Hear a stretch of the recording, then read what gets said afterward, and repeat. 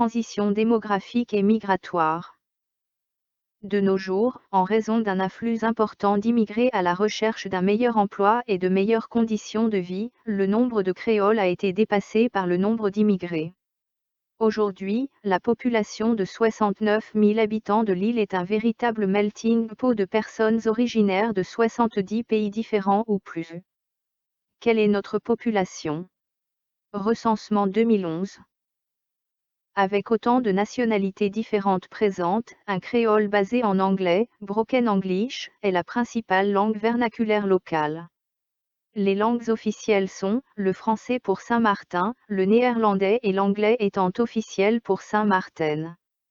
Divers créoles, parlés par les des Antilles françaises et des Caraïbes comme Haïti, et l'espagnol, parlé par les immigrants de la République dominicaine et de divers pays d'Amérique du Sud, le papiamento, parlé par les immigrants des Aruba, Bonaire et Curaçao.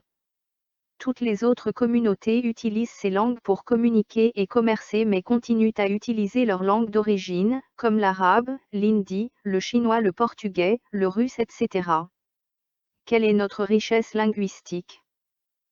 La culture de Saint-Martin est un mélange de son héritage caribéen, espagnol, africain, français, britannique et néerlandais. Bien que la culture de chaque partie soit influencée par leur pays d'administration respectif, ils partagent suffisamment d'héritage et de traditions similaires pour qu'il soit difficile de savoir où finit Saint-Martin et où commence Saint-Martin pour un étranger en vacances. Quelles sont nos influences culturelles? Quelle est la gestion de notre urbanisme? Une future ville sur l'eau. Réalité sur notre urbanisme. Regardons dans l'avenir, avec notre développement actuel. Notre démographie, si notre démographie actuelle continue sur le même indice, de 45 000, nous pourrions dans les 30 ans atteindre le double soit 90 000, juste sur la partie française. Cette jeunesse ne sera pas la seule à peupler l'île. L'immigration peut vite y participer. Beaucoup de facteurs géopolitiques et climatiques peuvent produire des changements démographiques tragiques pour notre environnement. 2059, 2029, 2099. Observation et réflexion. Si depuis toutes ces années les gouvernements avaient travaillé sur un développement durable, plutôt que celui des grands industriels de l'époque, le monde ne serait pas dans cette situation aujourd'hui. La majorité des conflits, déguisés derrière des idéaux, sociaux ou religieux, ne sont en fait que pour asservir des peuples, piller les richesses de leur territoire. La première des causes est énergétique, avant d'être politique. Ce qui est convoité est le pétrole, le gaz, le charbon, l'uranium, et les minerais rares.